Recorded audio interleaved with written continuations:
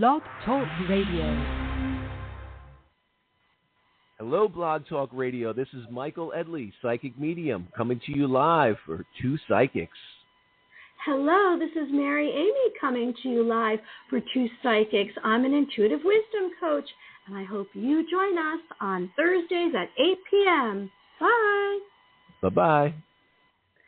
Hello. Hey, Michael, you over there? What is up, Mary Amy? Welcome, welcome. Another fantastic episode. I'd like to thank everyone for tuning in and joining us. I am so grateful, and I'm all set. It's going to go perfectly tonight, or whatever's supposed to happen. That's what I've learned. Go with the flow. And I'm coming live from New York, and I am an intuitive wisdom coach. And I'm coming to you live from the New Jersey shore, and I'm a psychic medium, and we have some really cool topics for you tonight. We're going to be touching base on psychic powers, psychic abilities, past lives, how this all interconnects, and we have some callers, and it's going to be a good show. It really is. And I just want to say, I kept hearing you over and over. Your title is evidential medium. And sometimes I hear a word and I say it over and over, like maybe many of us, and we don't really know what it means. And I found out this week after we spoke, we had a couple of long conversations about how we're doing, what are we going to do, we're getting excited, we have some great guests coming, but we are going to help everyone find their psychic abilities. And evidential means you are someone who actually has evidence. You can give evidence, and that's rare. And I know that's why the Yale scientific research picked you as being, what number are you as a medium there? I have been certified as number 33, so I am the 33rd confirmed scientific research medium in the world. It's a pretty wild thing. If you asked me what I'd be doing 10 years ago, even 5 years ago, when I was caught up in, my entrepreneurial ventures in the business world and running my company, it's something that it still blows my mind that, I'm a scientific research medium. And that's the one thing. When I chose to truly tap into this was my soul's calling. And I think we all know when our soul is calling to us, no matter what you're doing, no matter how you're trying to push it out, you keep being called back to it. And I said, you know what, if I'm going to embrace this and I'm truly going to do what I've experienced since I was a small child, and I use these abilities to help me build businesses, to create a lot of, great things in my life, I had to do it. If I was really going to flip the switch and truly choose this journey, I had to do it from the most authentic, evidential way. And that's what I recommend everyone to do. If you're going to practice this work, truly try to do it from the most authentic, evidential way you can. And for me, that's when I have a reader, when I'm doing a reading and I have a sitter, I should say, I truly want to bring through pieces of information, names, dates, information specific to the person that's sitting in front of me, from their loved ones in spirit or things relative to what's going on with them currently, or, whatever is in their situation. I want to bring through evidence that there would be no way of me knowing that can truly show the continuity of life. When I'm connecting to a spirit on the other side, when I'm connecting to our loved ones, I want to bring through information that gives unwavering proof, without a doubt, that we are truly connecting to something else that's on the beyond, that's of a soul energy, that's of love and light, and, just show that there is the continuity of life. Our physical death is only a piece of the puzzle, and there's so much beyond that. Energy is not created nor destroyed. It just transfers. It transfers into a new form. And we can absolutely connect to that frequency. We can bring through, say I'm connecting to a loved one. I can connect to their personality. I can bring them to life of who they were. And I can bring through information for the highest and best for my client that will bring just peace, healing, and unwavering just proof and evidence that their loved one is still there. Their loved one is around them. And the second part of that is, I think what we're trying to do is truly help people embrace these gifts, embrace these abilities, and show people that you don't necessarily have to go to a medium or a psychic. Hello, Blog Talk Radio. This is Michael Edley, psychic medium, coming to you live. There's my spirit calling through. There's the technology. I didn't even do anything. It went on. I think that's a sign. You know what? But no, I want to give a it's truly about empowering and bringing through evidence and doing it in an authentic way. And I would like to give a little footnote, Michael, on what you just said. Because what I've learned is that when you work with someone or you are giving a reading, maybe the outside world doesn't necessarily connect or understand whatever you're saying to that individual, but they do. And there sometimes isn't proof, and people have to trust. And that's one of the key steps in this work. When you practice, you're not going to have any proof. You're going to have to go in, tap inside, and you have a human lie detector test. And our intuition is much more powerful than you realize. It's like a hunch. It's like having a sense of direction within you. Yeah. And so sometimes when you do this, and we're going to do some exercises this evening together, because we're trying to open up and bring awareness and expand your consciousness and little baby steps in your psychic development. You're not necessarily going to have proof. You just have to trust, and you have to be open. You can't have to take away doubt. Because if you have doubt, it's not going to work. You have to believe in yourself and have confidence. And you know what? You don't have to share this with anyone, because a lot of times people poo-poo this and they say, oh, that's not true. It doesn't matter what someone else says out in the outside world, in the external reality. Just trust within you. I mean, this is a suggestion. It's not a must. I'm just giving a suggestion. So tonight, we are going to explore psychic powers and past lives. And together, we are going to learn about our abilities and expand our awareness. I am also going to do a relaxation, heart space visualization, which is going to really bring us down to a place of peace and calmness. And then we're going to go on, and Michael will be giving some psychic readings, and we're going to do a past life regression. And we have callers tonight, and I'm really excited. Aren't you, Michael? I am, and that is probably the most accurate way you can explain it. It's truly trusting the process and letting go. That is the first step. So everyone out there that's listening, understand it's letting go, and it's surrendering to the divine. It's surrendering to the divine presence within, and we let that transcend through us. So that is absolutely the first step. Okay, so let's get on to psychic powers. I'm going to give some explanation, and all of us just really try. I know some of this is going to be new information, and maybe not, but the more that you hear it over and over again, then the more you're going to develop, and you're going to have an understanding. Because even after I was developed in some of these areas, I didn't even know technically what it was called. I just did it. It was like something that I tuned into, and that it came naturally. So here we go. Psychic powers. Intuition is a knowing beyond the physical reality, hearing, seeing, and feeling what is not visible to the human eye or normal senses. Naturally, there is an organic information within you. So let's open a channel and activate your clear senses. Everything is made of energy and can be felt and sensed, or felt and sensed.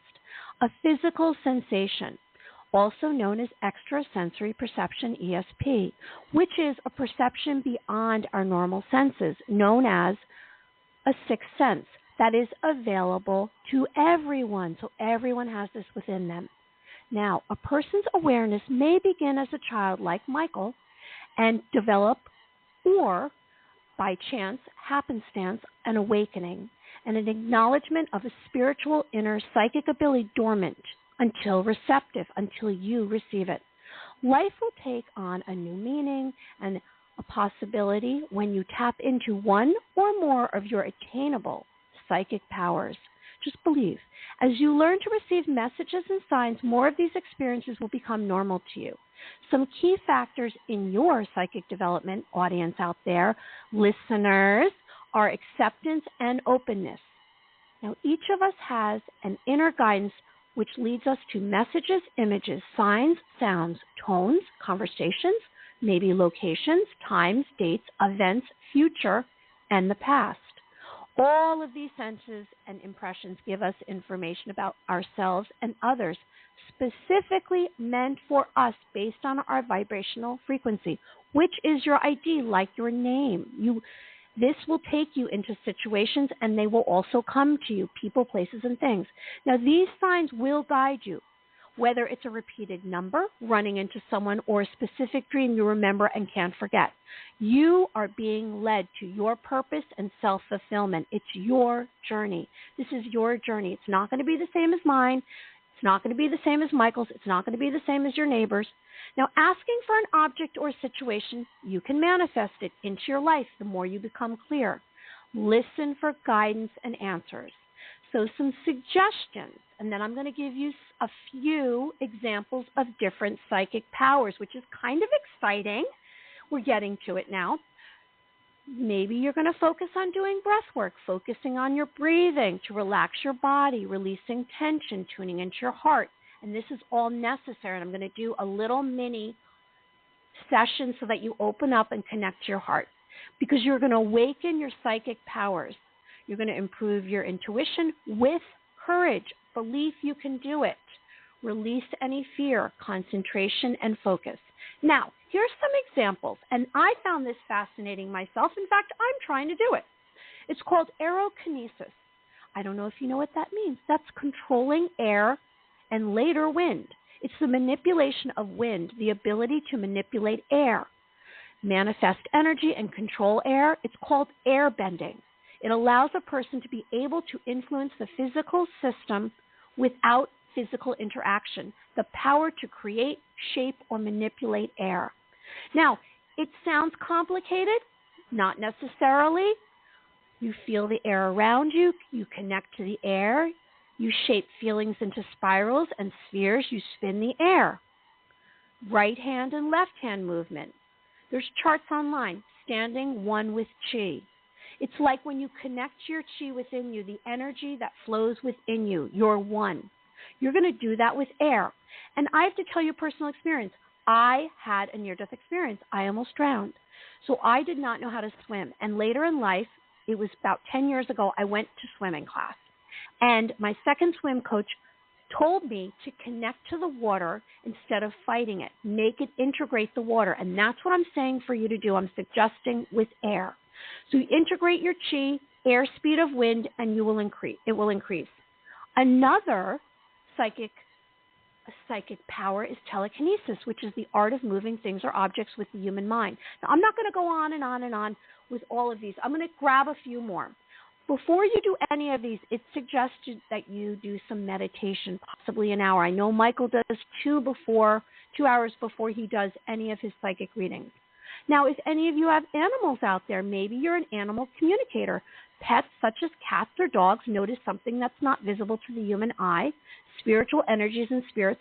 Maybe you're an animal psychic, and you can connect to animals and you know what they're saying. You can communicate with them. Maybe you astral project in your sleep, which is intentional out-of-body experiences. Consciousness, it's a consciousness, a body of light. Your spirit lives within us, and you separate from the physical body and able to travel to different planes. You leave the body observing, which you detach and you look from a different perspective. And this is common in lucid dreams and near-death experiences. Now, there's many, many more. I'm just going to say, I'm going to call out and say a few different words, and then we're probably going to do some exercises so we keep you guys here with us. I don't want to lose anyone. I want us to do some exercises together and get to those psychic readings. Okay, so you there, Michael? You still there? I'm here. That was good stuff. That was good stuff. Yeah, I'm sharing. And you know what? I'll tell you why I do this is because you and I can have experiences, but I always like to go out there and find out exactly what something is. I don't like to talk off the cuff necessarily unless it's a personal experience. Now, right now, would you like to hear the heart space visualization, and then you can take us to some kind of psychic development, psychic power development? How do you feel about that? I think that would be good. And that's really the basis of this. Like you had previously said, meditation, trying to quiet the mind, just trying to open the channel. This is a very personal journey for each of us. There's no right, there's no wrong way to do it. It's very personalized, and see what resonates with you. But the foundation of this is truly trying to quiet the mind and delve deeper into these aspects of energy that flow through us. And meditation is the primary foundation of this. So taking us through that heart visual, what are we doing? A heart space visualization? Yeah, it's a visualization. It's basically to relax. Okay. Yeah, and that's great. All right. So everyone, I'd like you to find a comfortable place, sit or lay down. And so let's together, maybe you want to close your eyes, let out a breath. Blessings. Our intention today is to realize you are capable of sparking the light in your heart, here and now at a moment's notice. So what is light? Let's realize it's your authentic self of pure love and strength. Your heart visualization begins now. Again, I'd like you to find a quiet space, sit or lay down comfortably. So, together, here we are, all together. We're joining together. We're going to let go of any tension that we have in our body. We are going to remind ourselves to put all of our weight on the base of our spine, our bottom. And we can imagine our root chakra, the base of our spine, going down deeply into the earth. And I'd also like to remind you to imagine your feet deeply planted in the earth, because you want to ground yourself. I'd also like you to have some gratitude for this moment. If you want to be in this moment, maybe you open your eyes for a second, you look around and remind yourself you're here. We want to push away any thoughts from the past or anything in the future. And so as we begin to relax our body and our mind, we're going to breathe out old energy and thoughts. So we're going to deeply breathe, inhale and exhale 3 times. So let's do it together on a 7 count. So we're inhaling for 7, we're holding it for 7, and we're releasing it for 7. We're going to do this 3 times. Now, this is how you're going to connect to your psychic powers. Okay.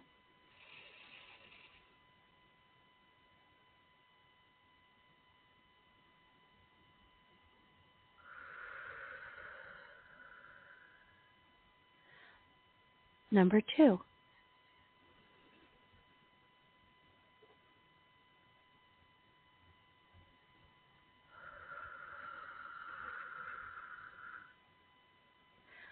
Number 3.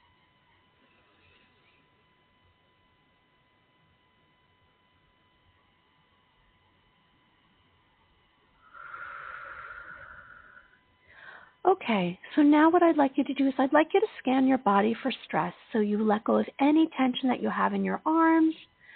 Let it all come through your arms. Maybe like you're feeling like a rag doll. So it's from the top of your head, your crown chakra, to the tip of your toes. So let's remind ourselves to find peace and quiet. And so what I'd like you to do is breathe out old energy. And I'd like you to turn to your heart. And I always say, let's connect to our heart so we can tap into how we're feeling. So I'd like you to tune into your heart right now. And I'd like you to ask your heart how you're feeling. And think about it coming, not think, but what sense is coming through in one word to you. Maybe it's a sentence. I'm going to be quiet and you're going to ask your heart, how are you feeling?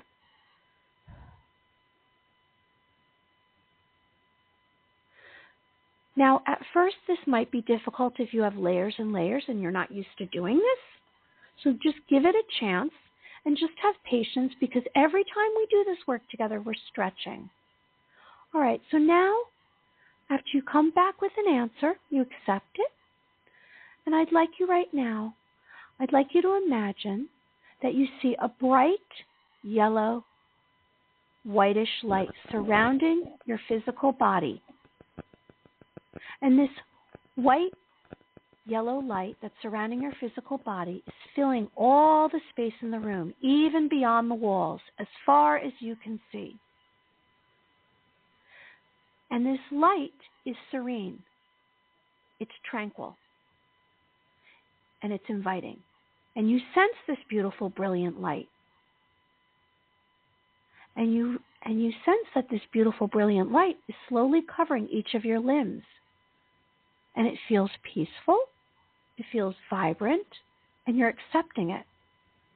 And it's penetrating the pore of your skin internally. This light, this bright, very powerful light, is touching every cell, muscle, organ. And you are beginning to feel touched by this light. You sense this light. It's so strong. You accept it. The divine light travels up through you, from the bottom of your feet, through your knees, through your legs, your thighs, your waist, your stomach, your lungs, your chest, your neck, your shoulders. You feel this light. Remind yourself of this light. There it is. It's touching you. Your fingers, your hands, your chin, your ears, your mouth, your nose, your forehead, and this light is touching every strand of your head, every strand of your hair on your head, the crown of your head. Now suddenly your mind feels complete. You let out a breath and you relieve any anguish, guilt, tiredness. Now this might be an unknown feeling. And you begin to embrace this light. You're accepting the new healing emotion. And you feel joy within you. You sense your inner spirit in your heart. You're becoming one with yourself. You smile broadly and all your pain is gone. There's no trace. All your suffering has disappeared. And you search for it. And the beautiful divine light has taken over your being. So you feel this, you sense this, you accept this, if you choose. And you're in it for a moment. You become aware of the difference. You take a pause. So one thought is evident. How? It's your choice to be sad, angry, happy, peaceful. And you decide, I can have a positive intention or thought. And the soothing light stays inside your body, emotionally, spiritually, mentally. And you ask, how long? And you hear, as long as you allow. So you're offered a chance to make a wish by the light within you. So let's pause for a moment and make a wish.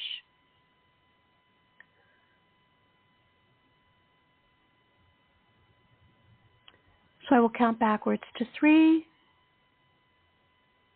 From 3, and you will open your eyes at 1. 3, 2, 1. Hello, everyone. Hello. Michael, you there? I'm here. I'm very relaxed, and I am here. Are you relaxed? I'm floating in the zone of energy, tranquility, and peace. I know it's quick, but it's something to kind of prepare everyone. I know it's we want to keep moving, but sometimes this is the part that actually makes it work or helps it to work. And that's exactly what it is. It's a process, and we grow in that process. Initially, if someone's having a hard time quieting the mind, what the Buddhist monks call the monkey mind, the chatter, the priorities, the to-do list, it's a process. Expect yourself to go into this deep trance-like state overnight.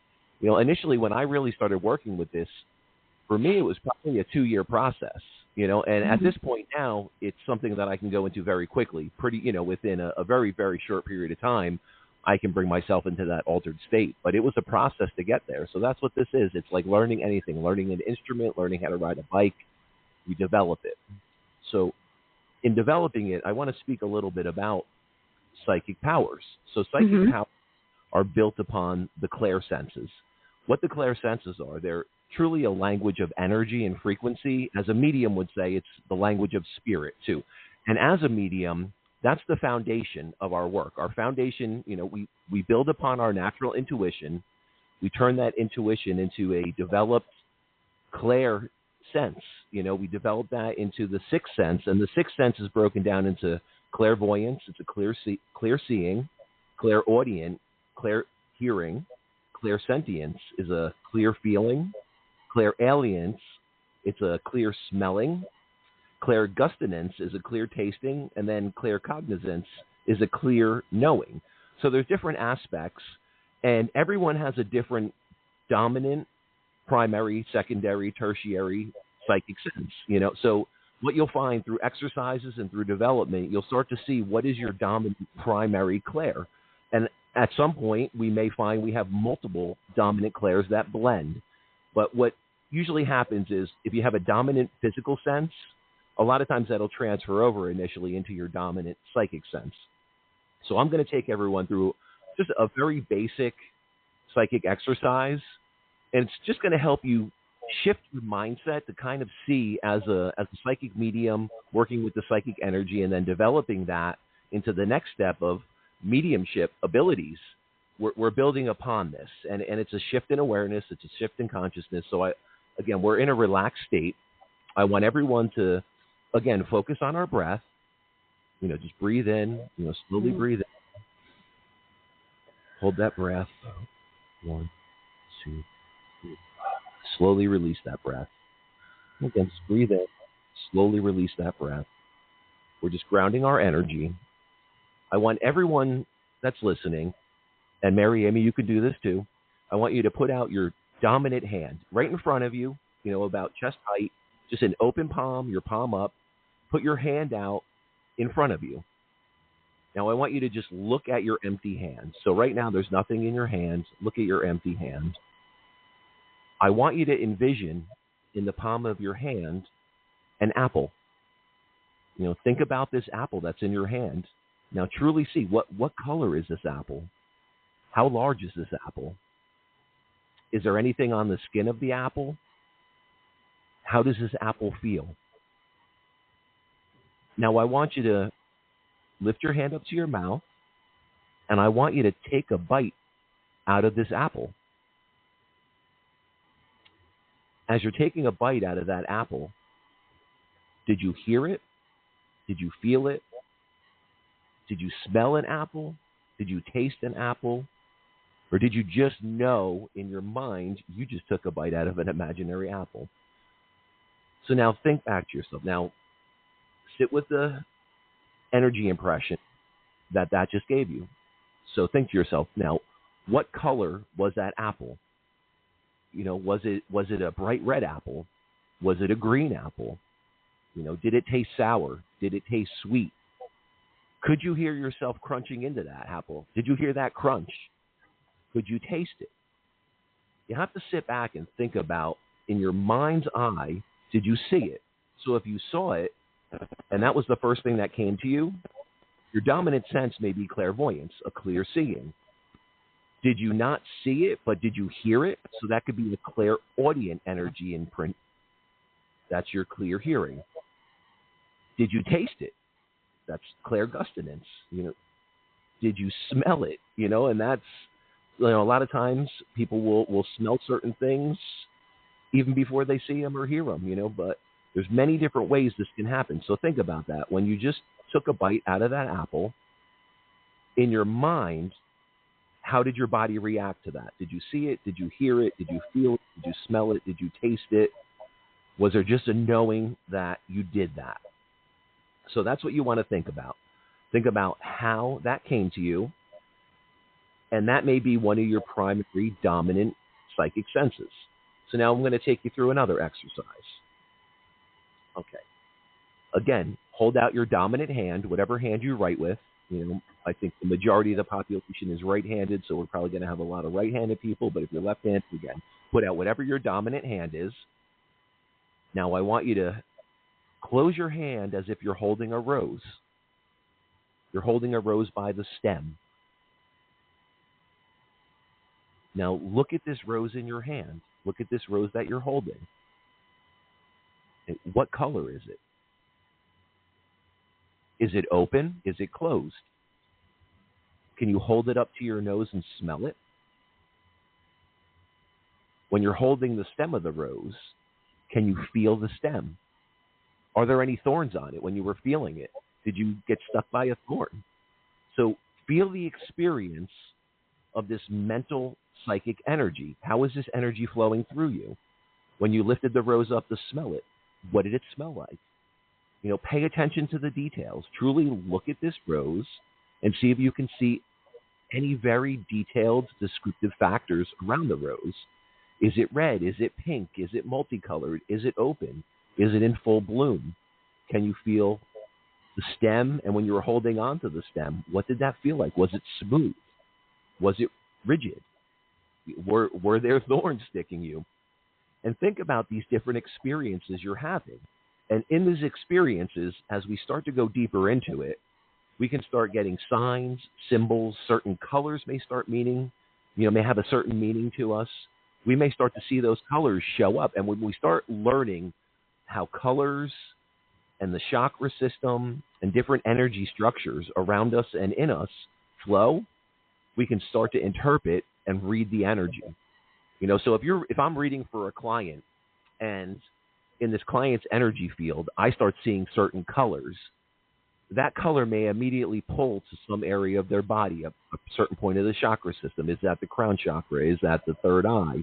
The throat chakra, the heart?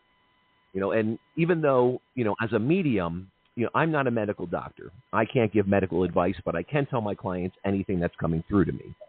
I may pick up on something that potentially could stave off, some type of medical problem. If I'm pulling in a lot of energy around their heart and without knowing they had concerns or they just went for a medical checkup or they have something scheduled because they were having, heart palpitations or there's something going on, maybe I'm picking up on something around that. And get that checked out, look at it. But we can do these things for ourselves. Like Mary Amy did earlier, we do a body scan. We can literally sit in this psychic energy field and we can tune in. And our intuitive gut instinct, we all know that gut instinct that we have, it will start to show us things.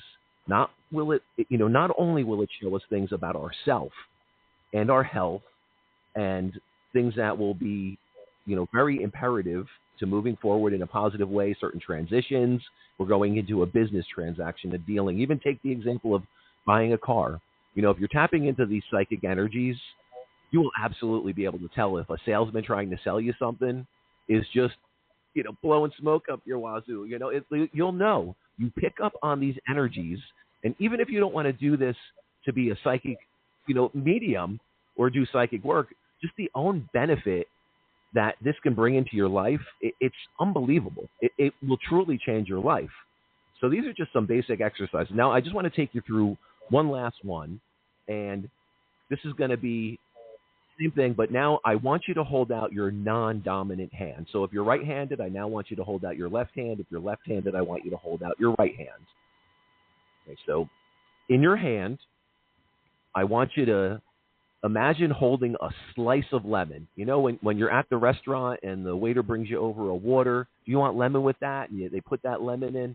I want you to hold that slice of lemon in your hand.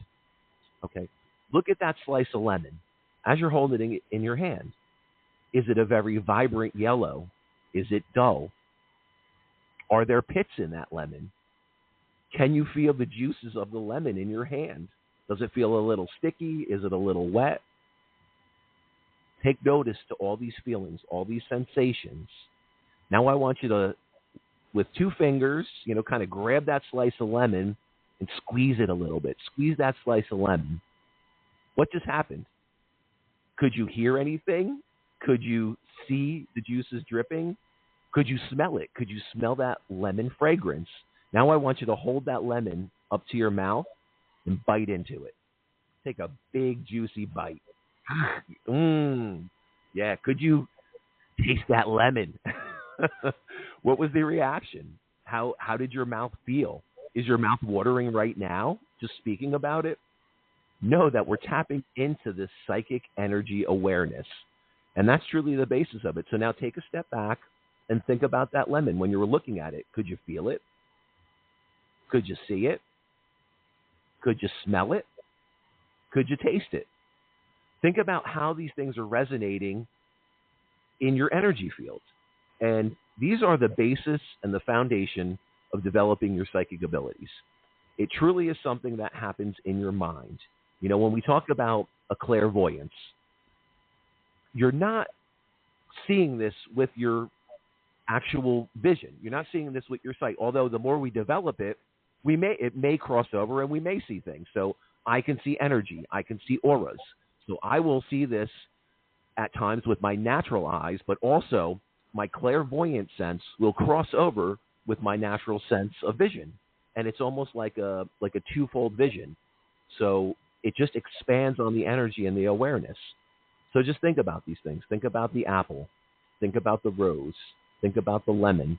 Now you can practice. Sit in your own quiet space and think about these things and hold something in your hand. What comes to you? Now, it doesn't necessarily have to be, you know, a flower. It doesn't necessarily have to be a piece of fruit or a vegetable or, you know, think of anything. You can even think of a person, something that resonates with you. You know, if you're going into a business dealing, say, you know, if you're a business owner and you're going to be hiring someone, focus on their energy. Think about them and not what's just on paper, not what's on the application. What is coming to you around this person? Do they seem honest? Do they seem, you know, trustworthy? Do you think this person will have your best interest? And this could be for any aspect of people you're dealing with, you know, and that's one of the things we truly need to look at. When we're working with this energy, it empowers us to see things in a different way. And that's what we're doing. We're shifting our awareness, we're shifting our mindset, and we're opening to a new realm that, I mean, this can truly change our life. This can bring us to a place where we begin to see things in a truly different way that we may not understand with our physical senses. And that's the foundation of doing this. So that's, you know, that's one of the basic, most fundamental aspects that we could do is start meditating, start trying to quiet the mind. If you're having a hard time with that, focus on your breath. The breath can truly bring you through to that divine connection. You can always meditate to music, you know, put on music without lyrics, whether it's classical music or meditation music. Just start wherever you're at and build upon it, you know, and that's truly the foundation of what this is about. Do you have anything to add to that, Mary Amy? I sure do. Thank you. Thank you so much for those exercises. That was fun. What I realized is as I progressed along on my journey was the more that when I say tune into my senses, I tune into my heart, or my third eye, which you mentioned about which is your most prominent clairsense to begin with. And I'm very visual. I was an artist. I just see things. I can memorize a situation. So I'm clairvoyant. So I would see in my third eye. And since then I've been practicing my clairaudience, my hearing. But I also am empathic. So anyone out there who's an empath, are you an extrasensory person who you might take on other people's feelings? You absorb their emotions and feelings. And so you have to be careful when you go into a crowd. And I always say, imagine light around you, because you'll absorb it, good, bad, or indifferent, depending on the energy in the room. I tend to, when it comes to this, practicing this, I like to make sure that I quiet myself down. I focus on my breath, like Michael says, and then I just wait. I don't push anything. I don't ask for anything. I don't think. I let my senses do all of it and just guide me. Because when you're at peace and you relax yourself, all the information is going to come from an outside source. All of this, it's a knowing. It's a sensation. It's a physical sensation you will feel. It's like a flash. Sometimes it's 30 seconds, and then you just grab onto it and you focus and concentrate on whatever information. Maybe it's a number. Maybe it's a certain mental picture, a sound, if you're hearing something, a voice. Now, this is all going to be it's all going to be personal. Michael had said the term personal. It's personal. So what I'm experiencing, what Michael's experiencing, it's not going to necessarily be what you experience. But that's your journey. That's what you're naturally going to have a tendency for. We can't choose. Like, I did not choose I'm going to start being a clairvoyant. In fact, I fought it. I said, I don't want this. As soon as I started accepting, it was flowing for me.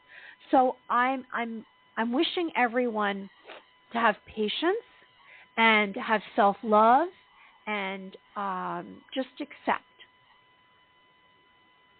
Yeah, absolutely. And that's the thing. When we start working with this energy, it can be a little overwhelming at first, and you just have to settle into it, especially like younger children, like me. There were certain moments where I would pick up on other people's energy, and there weren't shows like this. There weren't psychics and mediums talking about this stuff when I was a young kid. I just had to figure it out on my own journey, on my own terms, and had to sort through it. But yeah, we can absolutely work with our energy, and that way it can empower us in a different way. Like Mary Amy was talking about. I'm sure we've all had the experience where we've walked into, a room, we've walked into a friend's house, or we've met up with somebody, and we could just sense. Maybe we met up with friends. Just for an example, maybe we met up with a couple, and we don't know why, but we could pick up some disharmony or anger or some resentment, and maybe they just had an argument before we met up with them at the restaurant. Well, you'll pick up on that energy. But what will happen is the more you work with this energy, the more you become empowered to not be affected by outside energies. You can truly choose to put that protective field around you. You can protect yourself from these energies. And it truly empowers us to understand, hey, what is my energy? And what are these other energies around me that I'm empathically picking up?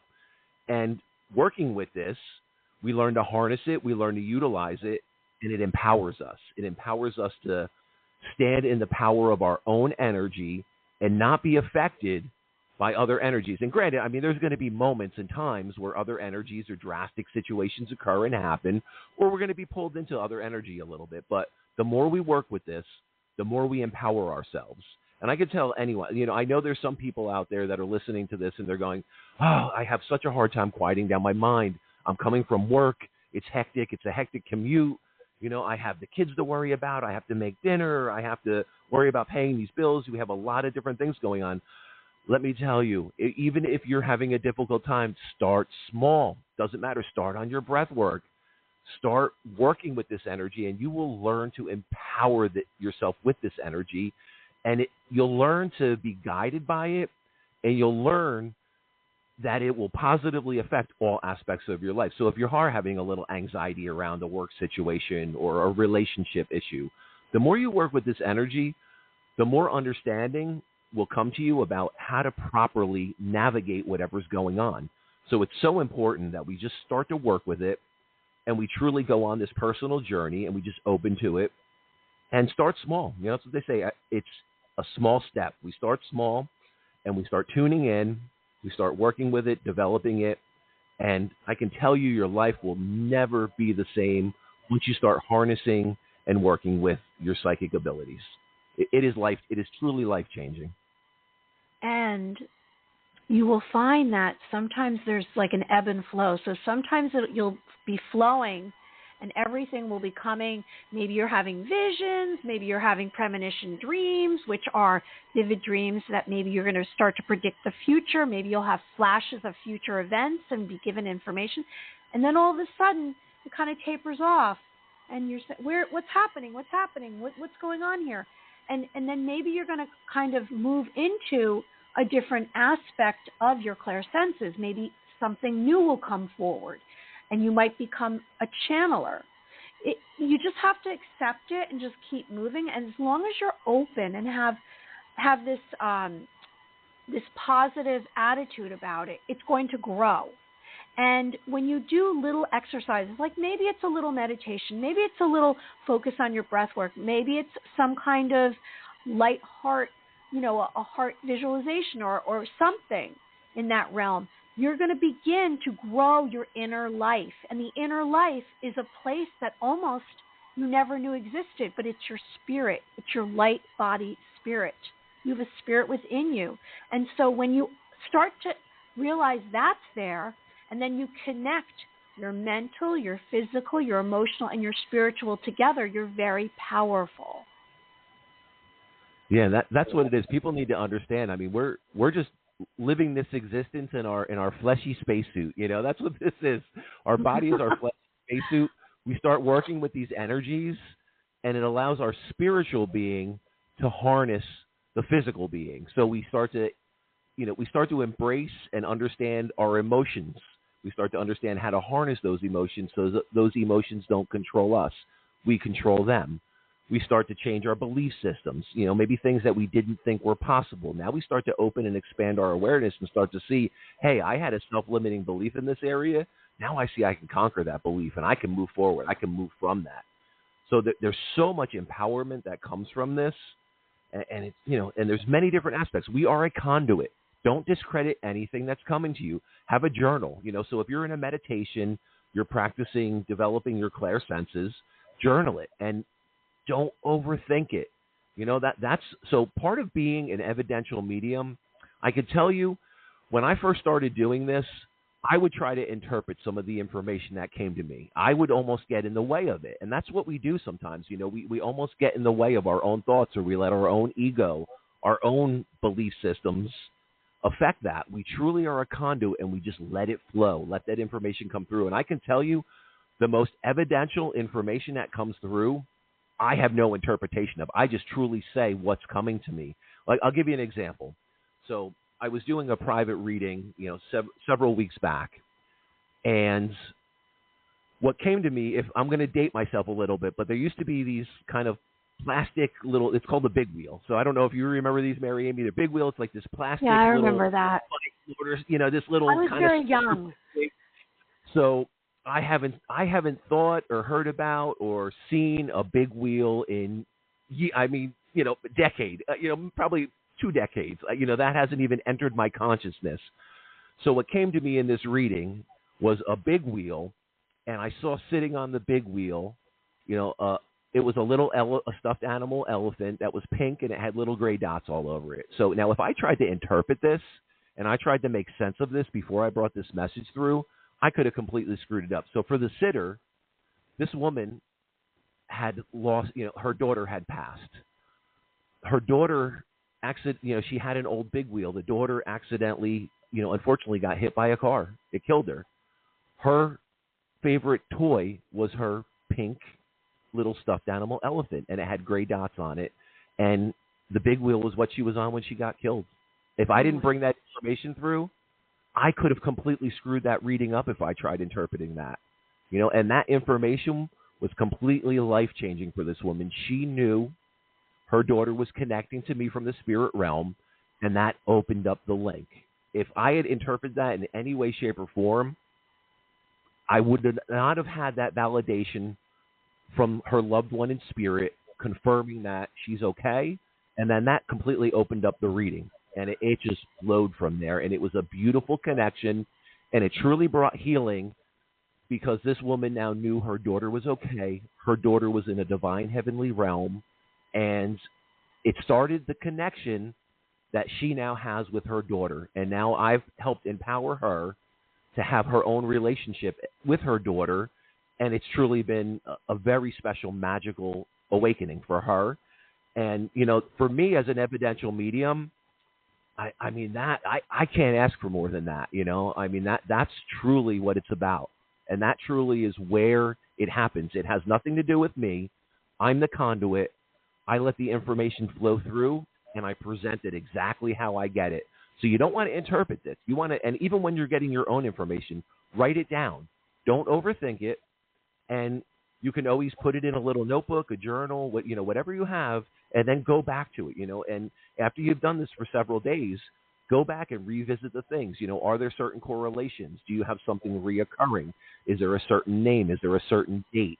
You know, are there certain aspects to your awareness that keep repeating, you know, and just pay attention, you know. And the other thing is, sometimes it's hard to be aware of our surroundings, when we're so caught up with the right brain and, what's going on in our life.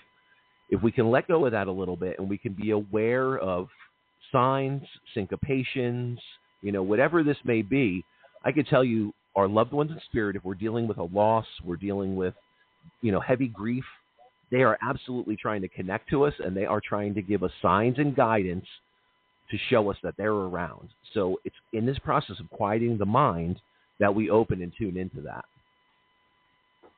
Thank you so much for sharing that. I agree with you, because what I've learned from the very beginning of doing this and giving a reading, I cannot deny anything that comes to me about the client, because it might not make any sense to me, but it means something to them. And it's a validation for them that there's a connection. So even if it seems so out of left field, just trust the information you receive. All right, so let's get on to we're gonna do some readings and a past life reading. But before we get on to that, I just want to remind everyone about, Michael, would you like to share something about your services before we get on to the reading? Yes, so if anyone wants to reach out to me, I do private readings, I do group readings, I do galleries, number of different workshops, classes, psychic development, stuff that we're discussing today. I offer a lot of those services, and you'll see a lot of stuff on my Facebook page, which is Eye of the Spirits with Michael Edley. So Facebook, just put in Eye of the Spirits with Michael Edley. That'll bring you right to my Facebook page. Any events that I have coming up, if you wanted to try to book a private reading with me, if you wanted me to come out for a group reading, everything is on there. You can also go to michaeledley.com. That'll bring you to my website, and I do have a new website in the process of being built, which I'm very excited about. I'm hoping that'll be launched within the next week. So right now you can still go to it. It's my my current website, but there's a magnificent website coming. But michaeledley.com, you can message me from there, and that's probably the easiest way to get in touch with me, or on my Facebook page to see what events are coming up. If you're in the New Jersey area, I do have an event coming up on February 11th at the Garden State Distillery. So just check out my page. If you want to sign up for that, you can request me as your reader. You'll get a small, short reading with me. It's a 15-minute reading, but it's also the cool thing about this event is Reiki and readings. It's in a great location. You get some Reiki energy healing. It kind of opens you up and tunes you into this. And then myself and a bunch of other great readers are going to be there. And, we're going to show people what this is all about. So February 11th at the Garden State Distillery, I believe there's still some tickets left. If you want to come down to the Jersey Shore for that, or if you're local to New Jersey, I'd love to see you come out. And, Eye of the Spirits with Michael Edley on Facebook, michaeledley.com. Thank you. I, too, have a website that you will be seeing shortly, and it has a lot of my work, and it has some interviews and anything of importance. I want to remind everyone about your dreams, your sleeping dreams, how they can guide you. And there's something called dream work, which is the exploration and improvement of the images and emotions in a dream. And it's a conscious way of dreaming. Like, for example, if you're having some kind of fear during a dream, maybe you're running, maybe you want to ask yourself before you go to sleep, what would happen if I stood still? Or if you have something in your waking life that's bothering you, ask yourself before you go to sleep. If you are interested, I have a dream journal online, my personal diary of messages, signs, and symbols to guide you or guide me, and there is room for entries. So tomorrow morning, if you wake up and you have a recollection of your dream, write it down immediately, because it will vanish. Write down what was your emotion, what's a little synopsis, and the date. And you will see how when you start to acknowledge your dreams, it starts to take on a whole life of its own. And there's something there. Also, you can find me on social media. I have a YouTube channel, Mary Amy Official. I have some telepathy exercises on a Roku channel called Awaken. Okay, so let's get to it. I know we have some callers right now. I'm just going to remind you what's going to happen. Michael is going to do some past life work, your past life. Well, past life regression is a method that accesses previous lives or incarnations that reach into memories from a period of time during a human lifespan. So your past life, maybe you believe in reincarnation, another time that you were alive. And so here we have, I'm going to bring on a caller. So hold on. Here she comes. Hello, Donna. Are you there? I am. Hello. Hi, Donna. Hi, Donna. This is Michael Edley. Hello, Donna. How are you? Hi, Michael. I'm good. How are you? I'm good. So do you have a psychic question you want us to try to key in on, or is it a past life? Yeah, I would love that. I wanted to know if I'm going to find my life partner. Oh, okay. Never been married. I'm a little older now, but I would like to find a companion that's retired, can go traveling, and that sort of thing. Okay. So one thing I would definitely say, I'm a real firm believer in process of manifesting. You hear about the law of attraction. It's not as cut and dry as what you would see in like The Secret movie. There's a little bit more to that, but I truly believe we can manifest what we want to bring into our life. So have you heard about like a vision board? Are you familiar with vision boards? Yeah, I've never made one, but I can. Okay, so what I would suggest to you just off the bat would be try to think of the ideal characteristics of your partner. What do you want in that partner? What type of personality? What are things that are very important to you that you want that partner to have? Is it someone that's very comical, someone that's got a great sense of humor? Is it someone that's very good with finances and business and organizing? Is it someone that's super clean and not messy? Like me, my wife complains that I leave the dishes in the sink, But, so seriously, you have to think about who do you truly want to connect to. And I'm kidding around about like the dishes and the messy. We're all going to have our pros and our cons, but really think about certain characteristics or what you truly want out of a partner. Are you very creative? Are you artistic? And sometimes you get carried into that end, and maybe you need someone to bring you a little more balance and stability. Or do you want someone that can, harness that creativity with you? Are you a musician and you want someone else that has, musical abilities? Is that important to you? Or are you the musician and you want someone that has maybe not the artistic side and more of a financial, managerial, stabilization in their life? So just think about different aspects of that person. Truly think about their personality. Literally, you may want to envision what that person looks like. Is there a certain build? Is there a certain, are there certain characteristics to this person? So think about those things. And I would suggest making a vision board, and it doesn't have, you don't have to cut out a picture of, Tom Cruise or Brad Pitt and put them on there, or, but seriously, just think about, is there a certain hair color that you're really attracted to? Are there certain, is there a certain build? Is there, or is that not really necessary? It's more of someone's, ability to make you laugh, someone that, look at that, look at those things, make a vision board out of it. And then I think you just need to be open to different aspects around that.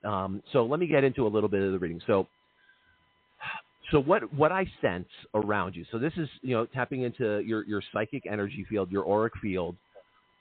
What comes to me initially is there needs to be some type of expansion in your hobbies and interests. I feel like the work environment or work environments that you've been in have had a narrower selection of certain types of people. I don't know if there's like managerial, office, very like clinical, sometimes I'll see this around like school teachers, accountants, someone that has very, there's a lot of numbers, a lot of managing, a lot of very, I guess, organized processes and procedures around that. Does that fit kind of your, like, maybe the form that you've been in? I was mostly in the home care business, taking care of the elderly, that kind of thing. Okay, so it was like a caretaker, and you were putting a lot. But you don't meet anybody.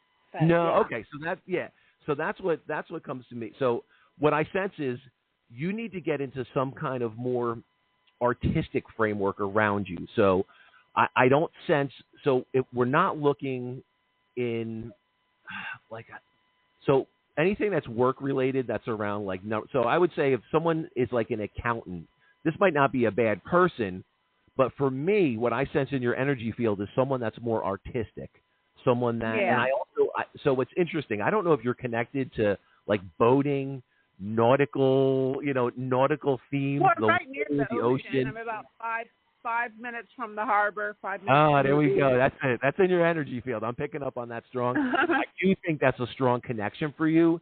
The ocean, the water, boating. So I think that's a very dominant trait that will be very positive in your partner because it's very positive in your energy field. So I definitely think that's a very strong connection. But I do think you need to look outside of your realm. So I think you maybe look into extracurricular activities or extra group activities that can take you into a new social circle. So that's basically what I'm trying to say. The social circles that you're in now, I feel they need to be expanded upon. And expanding those social circles, it's going to bring a whole new realm of people, into the forefront of your existence. And I think in those new connections, that's where you're going to find someone that resonates with you. But I'm seeing someone that's more artistic, more musical, and someone that's really into and captivated by the ocean, nature, boating, so that's what I see. So I think vision board, come up with that vision board, the characteristics, the personality, the person that you truly want, and then expand your social circles. Maybe you need to get a friend or someone. Maybe you go out to, an art gallery. Maybe you go out to a live music event. Maybe you go out to a club where a band's playing. But look at these situations that are, even if it's not something that you would necessarily say, yeah, I really want to do that. Challenge yourself to kind of go outside the box. And that's what I think. Expand your social circle, and that will allow you to manifest that ideal partner. Okay, I'd like to add something. It's Mary. Yeah. Okay, so I don't want you to feel discouraged. What I'm sensing is that it's about your heart and releasing any sadness that you have that's connected to the past. So maybe that's you sit down and you journal, you write down how you're feeling, just so that to manifest, we have to release so that there's room to bring someone in. And I was sensing that you needed to connect to nature. You needed to just free yourself up, to let go, to whatever was, I sensed there was something bothering you, let it go and look over your shoulder and see it behind you and look forward to where you would like to go. And yes, I agree with Michael about the manifesting. And you can manifest. So, for example, just if you don't have any answers that come right to you, maybe before you go to sleep, ask for guidance. Just say, maybe, can I have a dream about this or some kind of information? Because it's within you. It's already within you, and your spirit knows this. So that's just what I want to just add to it, Donna. Very nice. Oh, good. Wow, you two are very helpful. I appreciate it. Yeah, so thank you, Mary. Yeah, thank you so much for tuning in, and I hope you stick around for the rest of the show. Yeah, I will. Thank you very much. Have a good evening. Thank you, Donna. Have a wonderful evening. Be well. Thank you, Mary. Thanks. Okay, bye-bye. Okay, so let's see. Let me pull up. We have someone holding for a psychic reading, and then we will just pick some random. Okay. Okay. And I would say we'll do the psychic reading, and then if there's someone out there that has some past life connection that they're drawn to, or they want us to kind of tap into that aspect of it, I want to give if we can open up that a little bit in the show, I think that would be pretty cool. You know what? Let me just grab one random person and see. Let's just see if we can do that, because they've been holding for 49 minutes. Oh, okay. Let's see. Hello, who's this? Hi, this is Kiwi. Thank you for taking my call. Who is this? Kiwi. Kiwi. Is that kiwi like the fruit? With an edge. With an edge.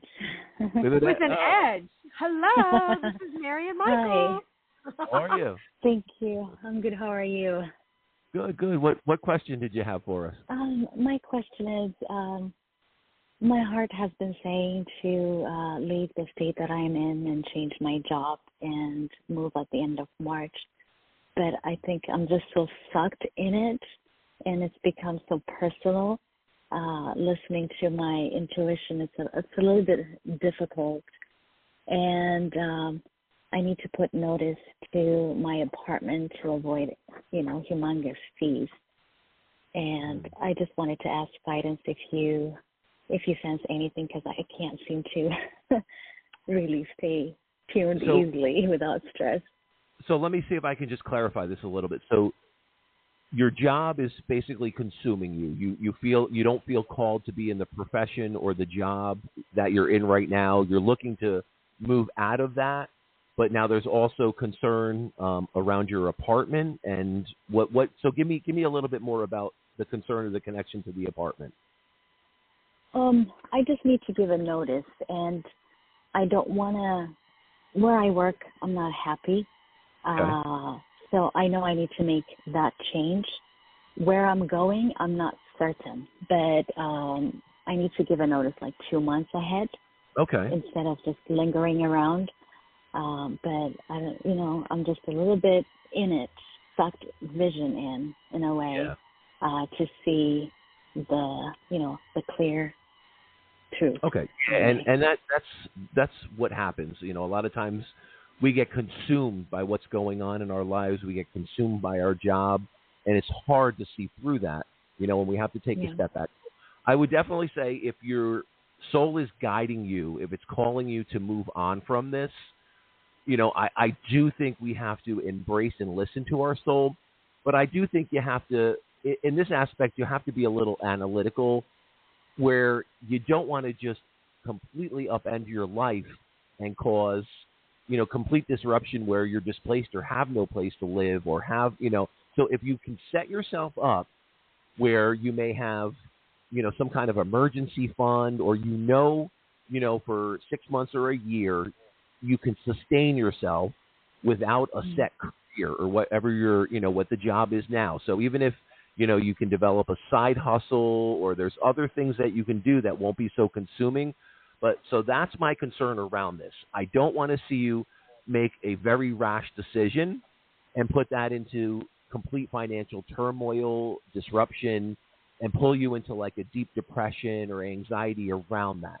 So that's the first thing. So I do think you need to be cautious moving forward, but I think you need to plan it out. So what I would say is, even before you give so it's a 2-month notice, even before you give that 2 months notice, I think you need to sit with this and make a plan. So you need to think about, okay, where can I go? Is there family or friends that you could stay with, or do you have an emergency fund that you can count on to at least sustain some type of living arrangement? You don't want to just jump. You don't want to just make a rash decision and then it puts you in a worst case scenario. So you have to think about this a little bit. And even if it's putting you in a really bad space energetically and you're consumed with this, it's causing you anxiety. I can sense it. In your energy field, I can sense the anxiety. I can sense, that turmoil around the dissatisfaction that's going on. I do think around this too, there could be some work relations. There could be some, whether you're dealing with like narcissistic people in the workplace or like control freaks, egos, a lot of that. I do think that can consume you on many levels. But on the flip side of this, I do think if you sit and you meditate with this and you're truly being called to move on, which I think you are, I think you will divinely be given a plan. Things will come to you. So don't make a rash, hasty decision that, hey, I'm giving my 2 months now, and then the 2 months comes and you don't have anything planned out. I think this is truly going to be like a year. This will unfold throughout 24, I think. So I think that's what you need to look at. Look at your support structure. Look at people you can depend on, that should you go into some kind of financial instability, some kind of hardship, are there people around you that can support you till you get back on your feet? So that's one thing you have to look at. So there's a lot to this, but if your soul is truly calling you to leave, if you're truly that unhappy, life is too short to live an existence that we're just miserable in. I mean, regardless of what the circumstances are, I think you need to sit with yourself, sit with your own intuition, sit with the psychic awareness that we're talking about, sit with that energy and what comes to you. And I truly think you will be divinely guided. Things will open up. You can manifest, like we're talking about manifesting in law of attraction. Think about the job you want. Think about what you need to do. How do you need to position yourself in a new field? Now, have you thought about a new career or a new change? Like what is your mindset? What have you worked out personally as far as what the future will bring? Do you have a plan? I do have emergency fund. I'm prepared for that, but I am planning to continue on my field, but just not in this company. Okay. So it's not like a complete flip, and you're going to go into a completely new industry. So you're going to be able to use the skills that you've built doing what you're doing, and just into a new environment. So, and that, So I would just sit with that and start connecting and start networking. Once you have some good connections and you have some possibilities in your energy field, you have an awareness to a company you want to work with, network with some people, I think at that point, when you're truly seeing a little light at the end of the tunnel of new possibilities, that's when I think if you do it sooner than that, you may put yourself in a bad position to where, I'm backtracking. At least now, you might be able to use an existing job for networking or connections, or at least use their research and development that you're doing for your own good. And with you, the interesting thing is I do sense you're highly intelligent. I think you have an awareness that you can look, and you have this rationale and reasoning that you can take bits and pieces of what you're doing now, look at connections in your job, look at company connections, look at people that your company is networking and working with, and look at how you can maybe interact with those connections and use them to your advantage. I think you should let that unfold for a small period of time, and then at that point, see where the energy unfolds. Is there a specific company you're looking for? Put the feelers out there. Start making the connections. That's really the basis of this. And then once you do that, I think you'll feel more empowered, and that in and of itself will cause you to have less anxiety and less of the consuming energy that's just, it's your soul's drowning in it. I can hear it in your voice, and you do need to shift. It's going to be very important for you. Like I said, life is too short to be miserable, but you don't want to put yourself into a worse circumstance because you didn't plan it out. So that's my thing to you. Start manifesting it. Start a vision board, like we were speaking to the other caller. Think about the company you want to work with, or maybe an entrepreneurial thing where you're going to start up your own venture. Whatever it may be, sit with these thoughts and see where these thoughts unfold. And then at that point, when you have some type of guidance, so when your soul is guiding you or calling you to these new connections, these new possibilities, that's when I would make a move. And I think in doing that and opening yourself to that, you'll be amazed at how much you empower yourself and how much healing will just come from knowing that you have the ability to move forward. I would like to add that I can see that you must accept your power, and I sense that you should not be swayed by anyone else, because this decision should be yours.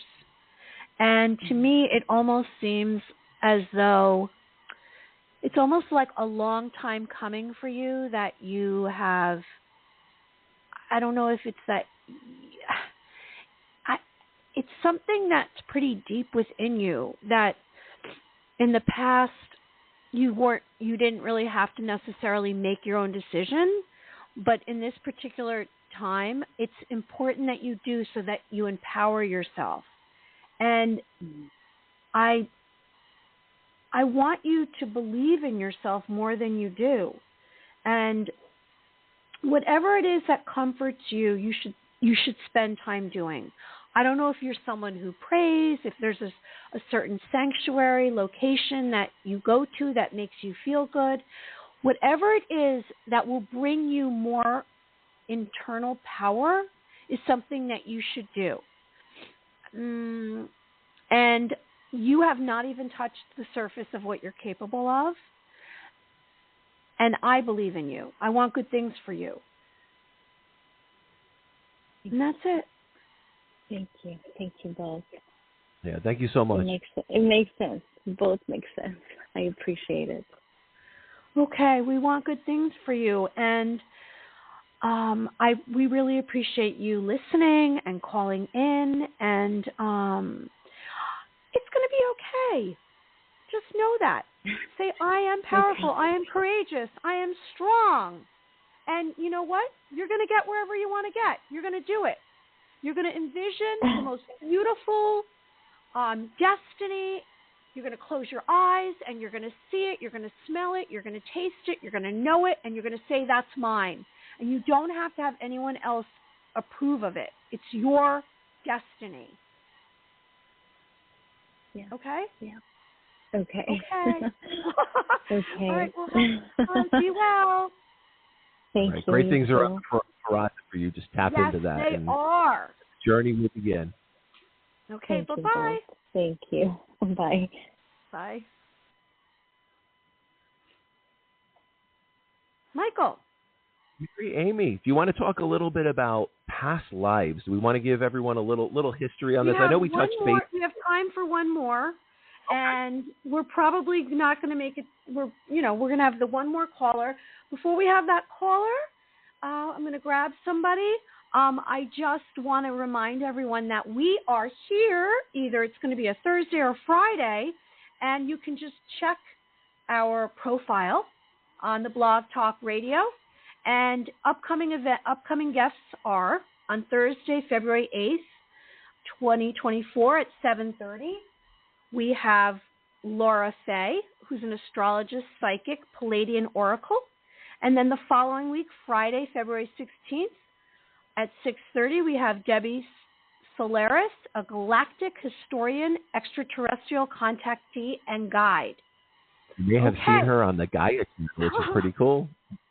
Yeah, so we're going to put through right now. We have someone who called in and who's been holding. So here she is. Hello. Hello. Hi, how are you? Good. Who do we have with us? This is Rosie. Hey, Rosie, how are you? I'm doing well, and yourself? Good. Do you have a question for us, or what exactly do you want us to get into? Oh, Lord.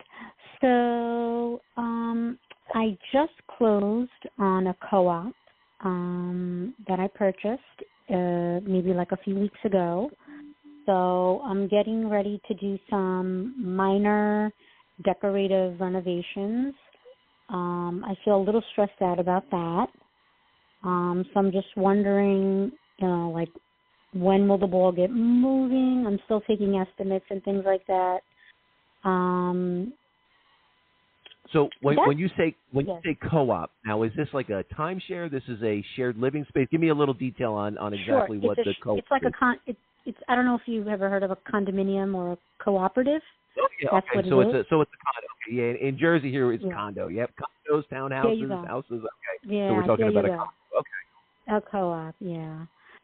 It's just been a little bit stressful, like getting estimates and getting licensed and insured contractors, so forth and so on. Like I said, I need to do some decorative renovations. But before I move in, I can't move in without getting it done. So I'm just like a little nervous about that. Like that's what the stress is. I feel stressed out about that. So that's like my concern. I'm going to be honest. Like that's really my concern. Well, that's a big concern, and that's a major part of our life. Real estate, a new house, construction. Yeah. So the one thing I want to stress to you is, again, what this show is about is our psychic abilities, our psychic powers, the psychic awareness. Something I spoke about earlier. When we tap into this energy, it truly can be a lie detector. It can really help in trying to discern who you should hire, who you shouldn't hire. So I think there's a couple aspects you need to look at in this. So first off, what comes to me, so just networking with people you know. So if they're, if you need an electrician, a plumber, a carpenter, I think I do have a network of connections. So I think you should first off look for people that can refer. So if there's someone that had a great experience with their own personal experience, that's the first thing I think you need to look at. And that is the way I'm going. Okay. So that's what I sense around this as being a very positive aspect is hiring through a close family member or a friend that has had good experience with that person. That resonates very positively in your energy field. So I would definitely say in your energy field, there's that connection to the right contractor. But then again, every situation, every build, every property is different. So just, once you get that referral, what resonates with me is truly see their work and not just something they recently did, get referrals to who's someone they worked with, where's a property that they worked on, 2 years ago, 3 years ago. How is it holding up? Is everyone happy down the road? When everything is brand new and finished, it looks great, but what are the guts of it? What is below the surface? Find someone that has done work with these people and is very happy with the long-term results, 2-3 years out. Find out how they've been recently, some recent work. And I think truly sit with your intuitive guidance. And I think personally you need to meet with, don't just go by somebody else's recommendation. Sit with these people. Tap into their, really. I have face to face. You're right. Yeah. Yeah. Sit with their energy and feel their energy. Does truth resonate through them? Do you feel like they're trustworthy? Like literally have questions worked out. Yeah. What's my impression? What's my impression of them? Yeah. Exactly. And let me tell you, on an energy level, usually that intuitive first impression does not steer us wrong. It's when we don't listen to it, that's when we get steered wrong. It's like when we go against that intuition, we go against that gut instinct. That's when the problems occur. So even if this contractor looks great on paper, you're just not resonating with something he said, something around the attitude, the character of this person. Follow your gut instinct, and I mean, there are a lot of variables to it, but I think that is going to be the most imperative, important thing you do is truly let your gut instinct, your intuitive guidance lead the way on this. And, usually if the friends have had a good experience, that's a good direction to start. And, and look for several people. And I can tell you, if you find a good contractor, just from my own experience, because I have a lot of, for many years, I was a real estate investor. I had investment property, different things like that. So I have a lot of experience on an energy level of this. And I can tell you, good contractors a lot of times will be associated with other good contractors. If you have a great carpenter, more often than not, this guy is going to be associated with a great electrician and a great plumber because they all have a certain standard of work. You want someone that truly prides themselves in the quality of their work, and someone, not necessarily the guy that has the big fancy ad and, the 20% off coupon in your, the little mailer that comes to your house. Truly look at what these people are doing. What is their work? What is the quality of the work? And what is the quality of their character? I see good things around this. I think approaching it very cautiously, and I think that's the smart thing to do right now. And, that will benefit you immensely. Okay. Yeah. So I'd like to add something, Rosie. I was on with another caller because we're going to do one more, Michael. And so I just got the tail end of what you were speaking of, but I did receive information. And what I sense about you is that you're someone who you do follow up and you really thoroughly look into things before you make a decision. You even second guess.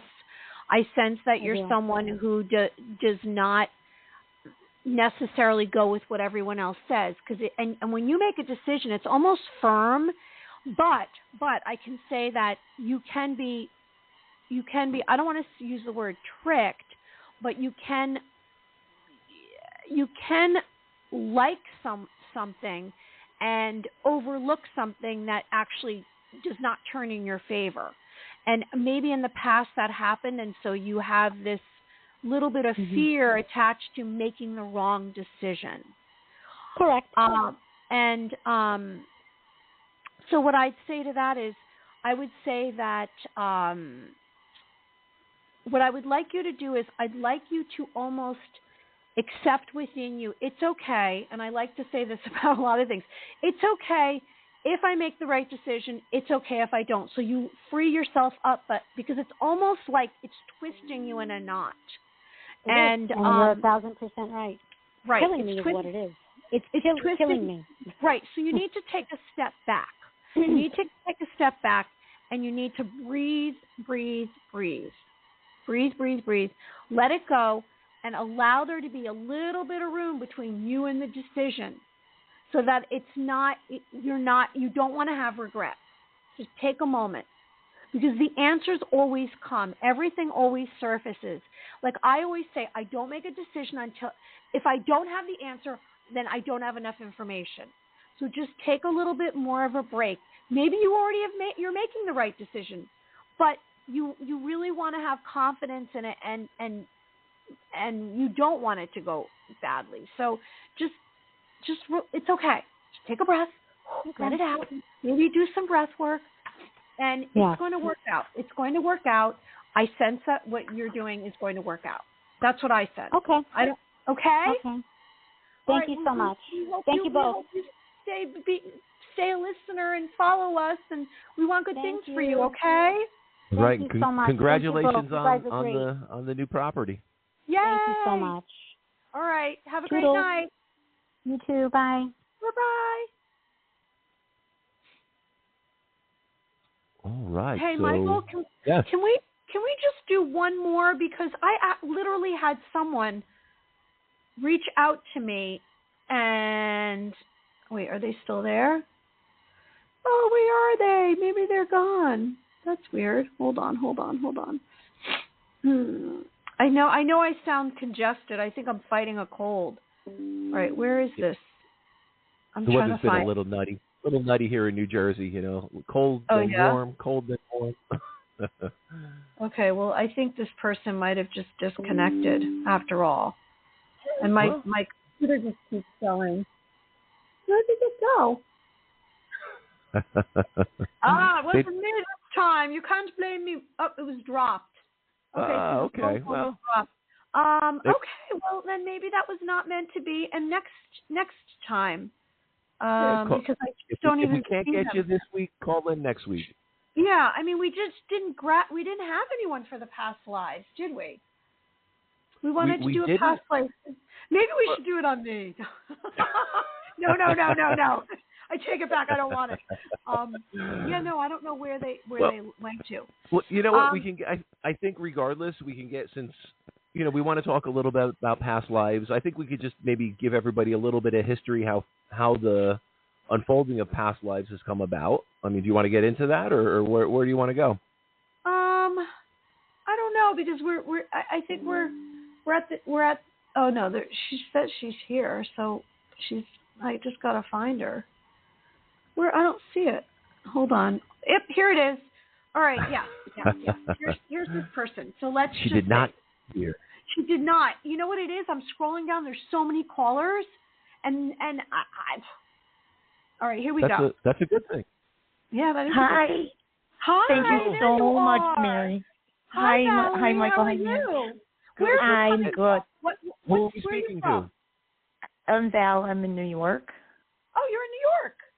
Yeah. A New Yorker. We got a New Yorker. All right. I'm a New Yorker. And did you say it's Bell, B-E-L-L, or? No, V, as in Victor, V-A-L. Yeah. Oh, cool. I'm so glad you guys took my call. Thank you. I've been on hold for like an hour and 40 minutes. We're so glad to have you. Thanks for waiting. We appreciate that. So sorry. Thank you. Do you have a question for us, or what do you want to get into? Well, yes, I do have a question, but I want to say I've been on hold, so I basically have listened to your whole show, and I've found a lot of it, the visualizing, the, like the rose, the smelling, the lemon, Cool. So what came? What very, came to very you? interesting. Did you see it? Did you taste it? Did you hear the crunch? I didn't hear the crunch, but I tasted the lemon. There was a pit in it. It was a vibrant yellow. The rose was a red rose, partially opened, and I could smell it. It was very interesting. I loved that. That's the start of it. That's the start of unfolding your psychic powers. Absolutely. Well, that's a beautiful thing. I am clairvoyant. I used to read, actually.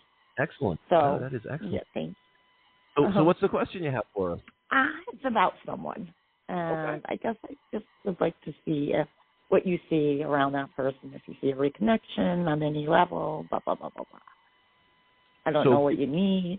All right. So the big thing, so like with me, when I'm doing a reading, I want to pull what's in your energy field. I try, so since we're connecting to another person's energy field, I almost feel like it's a disservice, and I don't want to completely connect to someone else's energy that's not here, and we don't have their authorization to connect in a sense. I feel we'll connect to your energy field, and we can see what unfolds around that or around their energy and connection to yours. But give us a bit of the scenario that's happening.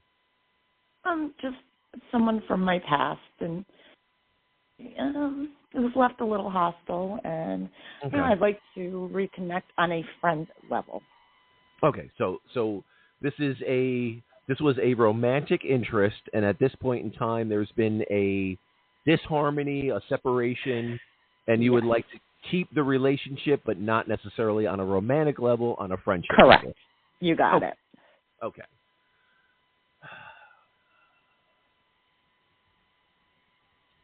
All right. Around this, let me just tap into your energy. Can you do me a favor as I'm connecting to your energy? Can you just say your first name again for me? Let me hear your first name. Sure, it's Val. Val. Okay. So around this, I feel like I'm just sensing like there was some trust issues. There was trust was broken. There was something that was either told to you that would be done a certain way, or something specific was supposed to happen, and this person did not make good on their end. There was some type of, I don't want to say like a lie, but yes, there was some kind of lie or some fabrication of the truth, and something that you were told would happen in a certain way did not unfold in the way you expected, and there was some deception around that. And now, what can you take from that? It was something that happened, but I was told that the way I was thinking about it was absolutely wrong, and I never knew whether to. Sometimes you get those things that you just don't know if you're thinking it's right or wrong. 10 people could tell you one thing, 10 people could tell you another. So you were second guessing yourself on this, or you're second guessing, hey, did I interpret it a wrong way, or did my emotions get the best of me and I misconstrued this or blew it out of proportion, that type of thing? Right. Mm-hmm. Well, I think, so what I would recommend in this, and again, the theme of our night, psychic powers, I think for you, sit with that. Sit with your intuitive. I have for a very long time. I cannot sort it out. All right. So I'm gonna, I'm gonna just get down to it, and I'm gonna tell you, in your energy field, I still don't think you trust this person, and I think you truly think what you felt was truly what it is. I don't think, I think you second guessed yourself, and I think on that aspect of it, there's almost like an energy manipulation. The other person is trying to manipulate, almost like a narcissistic energy, trying to misconstrue what happened to make it beneficial to them.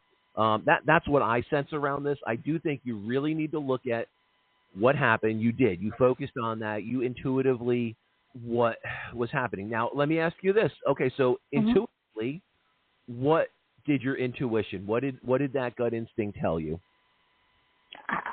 That's just it. I'm stuck. Okay, so you're conflicted around that. This person has sworn on everything that I am wrong. That you're wrong. And so did someone else, yes. Okay, so you have, okay. So what I would say in this type of scenario, I mean, we truly do have to look at people's actions rather than their words. Now, if you don't have definitive, solid, fundamental information on their actions. So, if this is something you can't confirm, this is actually 100% absolutely the way it happened, then, this could be a good opportunity and a lesson for you to, hey, maybe I should let a little bit of, my ego go. Maybe I should give this person a second chance and see, but I should be cautious going into that. That's what I would say. So if you're truly conflicted and on an energetic level, you've sat with this, you've truly listened to what your heart, what your soul is telling you, and you still feel conflicted about it, then maybe there is, this small glimmer of hope that this could open, the connection can reoccur, and something beautiful can come from it. I would say that in this, obviously the person has brought some good to you. There's been positive experiences. Yes. There's been some type of blessing from them into your life that you're holding on to this connection. Yes. Correct? Yes. Okay. So in that instance, I would say just move cautiously. Sit with your intuition again. You want to, I don't want to say go into it with a closed heart. You don't want to do that disservice to you, the energy around it, but maybe just small steps, like we talk about. Small steps, reconnect with this person in a neutral environment and feel out their energy. Well, I have tried. I can't get them to respond. Okay, so so let me ask you this then. When you're in a neutral environment, you're not in their environment where you could be picking up on, residual energy, different energy of theirs in the space. You're not in your space that, you're in a neutral environment. What unfolds in that environment? What comes to you? Well, I haven't seen them in a neutral environment in a very long time. They will not even respond to me. And I'm just would like that reconnection back. Okay. So I honestly, I think you've answered your own question. You can only try so much, and you can only put so much out there before you're before you're doing yourself a disservice. I mean, I understand you have the connection, but honestly, what comes to me is there's times in our life where we truly think, we need this connection, or we need this job, or we need this certain thing to happen. I can tell you, sometimes the universe puts us on a different path for something more beautiful, something more glorious, a better connection, a better relationship. I mean, if this person won't reach out, won't respond, necessarily cut it completely off, but give yourself a break. Give yourself an awakening, a new renewal to maybe open to a new direction. I think the universe could be showing you there's something better on the other side. There's a better friendship. There's a stronger, more trusting friendship out there for you. I think there's a more glorious path that can open and a more beautiful connection that can open for you. And, at this point, if you've put in the effort and it's still not unfolding, put it to the side. Let it, maybe this person is going through their own problem. What I would say is put yourself in their scenario. Think about their situation. Could they be going through some kind of crazy emotional hardship? Could they be dealing with some type of family dysfunction? Could they be dealing with their own mental dysfunction or physical dysfunction that on an ego level, they don't want you to see that? So maybe they're doing that because on their end, they don't feel they're they don't feel they're worthy of reconnecting with you because of something that's going on, or maybe they feel you'll judge them in a certain way. So don't put this all on yourself. Try to step out of the energy field. Try to put yourself in their position, and is there something going on their end that could be causing that reconnection to not happen? And if that's the case, I say just, let it go. And, we hear that saying, let it go. If it comes back to us, it's meant to be. If it doesn't, there's something more beautiful on the horizon for you. And I truly think that's what your situation is right now. Don't get so caught up on it thinking this is an end-all, be-all. There's so much more out there for you. And if you're putting this self-limiting belief that you have to have this connection on yourself, you're going to cause other more beautiful new things to be deflected from you. So you need to just, sit with it, put it to the side, let it unfold in its own way. You don't need to be totally closed off onto it. onto it. Open to new experiences. Be open to new relationships. Be open to new people. Let your energy field flow, and don't be so caught up and so bogged down in this other connection that's not unfolding for you. Okay, so I'm here. I want to give some input. Hello. Okay, hi. So what I sense is whether or not the deception was real, the emotion is real for you. I don't know if it's a miscommunication. You've been hurt, and then this individual basically turned away, I think, because you doubted them. So where I stand is, first of all, you're hurt. You were hurt, and you still don't believe. You don't know. Whatever it is, you're not sure. You're not clear. But what you are clear on is how you felt. The emotions were real. Okay. So my suggestion is that for you to trust your own senses, for you to believe that whatever it was, that was real to you. Now, you can embrace the whole thing, even the deception that you believe happened, regardless if this person said it didn't. You can embrace it. You can forgive them. You don't have to tell them this. When you embrace something, even if it's bad, all of a sudden you free yourself from it, you unblock yourself, and more answers come. I think you should let it go. I don't think you should pursue this right now with this person. Okay. Because I don't think it's healthy, and I'll tell you why. Regardless if this person did this or not, it's hurting you if you think they did. And you know what? Everything comes out in the wash. The truth will surface. So I don't think you should pursue it right now. Like maybe later. What Michael said was very valid. There's a paradise out there for you. This happened for a reason.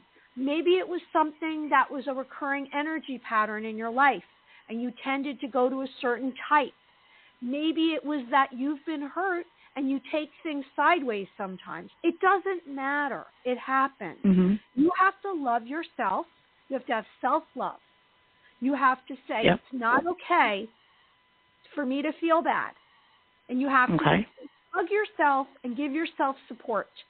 Okay? And like I said, embrace the whole thing. Embrace it. Like, okay, so this person did this. I'm going to embrace the whole, because in your mind they did. And see if some answers come from that. See if, because when we let things go, all of a sudden we change the energy. We change the energy around those people. You can put it out into the universe. You can speak it out. You don't even have to see them. You can say, okay, I think you did blah, blah, blah, and I forgive you. But you have to be sincere. You don't have to go there. You can get off the phone, and you can do it tonight if you choose. It's a suggestion. And you can say, I forgive you, and just see what transpires. Now, I know with people, they have patterns. So let's say you did rekindle this friendship or whatever it is. Yeah. It's going to happen again. It's not going to happen one time, so then you would know. I mean, we can't control other people. If this person doesn't want to have a relationship with you, you can't force them. And I don't know if it's so good anyway right now. I think you should just let it sit, and love yourself. That's my opinion. I like that. Okay. No, I appreciate that. Yeah. I feel for you. Oh, it's, what, it's okay. It's what the type of person I am, just to give you an idea, like if I asked you something and you said yes, that's great. If I asked you something and you said no, I might not like the no, but that's great. If you said, I don't know, or let me think on it, the uncertainty of not knowing something 100% one way or the other is just with any situation just tears me up. I hate not knowing. And this is a situation I have gone over it forever, just simply sitting with myself, praying on it, hearing different sides. I still don't know. I mean, I cannot put a definitely yes or definitely no to it, and it's tearing me up to this day. Okay. Well, right there, that's silliness, because number one, you can't let something own you like that. You can't let that own you. And you know what? Sometimes we don't get any answers. We never do. And we have to look. It's like right now you're growing. You're just growing right now with this. Right. This is something that you haven't undergone yet. So, like, look, our emotions are temporary. Our emotions aren't concrete. So, okay, you own it. This is tearing you up. You might never know. Okay. You have to keep moving. You have to right, and I do. Yes, there you go. You're okay. And you know what? Yeah. Maybe it'll all come together and make sense someday, and maybe it won't. And that's okay. You're going to be okay no matter what. Yes, I will. Right? I am a strong girl. Absolutely. There you go. You're all set. And that's buy it. Just some flowers. Yeah, let go of the situation. Let go of the situation and see what beautiful energy unfolds for you. And I guarantee 6 months from now, you're going to be in a situation where you completely forget about this and you have some beautiful things unfolding in your life. You know, you need to let it happen. I know. This person's just important to me. They are, but, you know, it's not that you have to completely cut it off. Just let it go for now. Yeah. And see what beautiful things open up on your horizon. Okay. I like that. That's definitely awesome. Okay, you're wonderful. We hope you have a good night and keep listening, I hope. I will. You. Yes. Thank you so much, guys. Thank you. Thank you so much. Bye. Bye. Well, Michael, this was episode 3, and we were all about psychic powers and past lives, although next time we're going to do a past life. I think that's what we could do. Psychic powers and talking about psychic development. I mean, there's a lot to that. So what I would say is one of our next couple future episodes, I know we have some great guests coming up, so we might not have time to get into it, but I promise you, audience, we will get into past lives over the next several weeks, and we'll bring a lot of cool stuff to you around that, and we'll show you how some of this is interconnected. But there was a lot of good stuff about psychic powers, psychic abilities, psychic development, and I truly think that's what everybody needed tonight. And I hope we're going to circle back to all of this. This is what we're all about, you and I, the two psychics. Yeah. Okay, so everyone, thank you so much. We want good things for you. We're sending you blessings, and I'm reminding you that we have coming up next Thursday, February 8th at 7:30, we have Laura Fay, astrologist, psychic, Palladian oracle. And then the following week, Friday, February 16th at 6:30, we have Debbie Solaris, galactic historian, extraterrestrial contactee and guide. Oh, we're all about extraterrestrials the next few weeks. We got some interesting stuff coming up. We're on the fringe. We are. We're on the fringe. Good topics. Yes, and we are going to do psychic readings every week. We will be. So don't give up. Keep calling. We hope you follow us. And we wish you a happy weekend. Yes, everyone have a fabulous weekend. And if you like what you're hearing, please share it. Tell everybody about the two psychics doing here. And we'd love to have you share this with your family, your friends, whoever you think can benefit from it. And we thank all of you for listening. And, until the next episode, we're so glad that you're here with us. Yeah, it was nice talking to you, Michael, tonight. Thank you so much. You too. Thank you, Mary Amy. All right. Have a good night. Take care, everyone. Thanks again. Bye. Bye, everybody.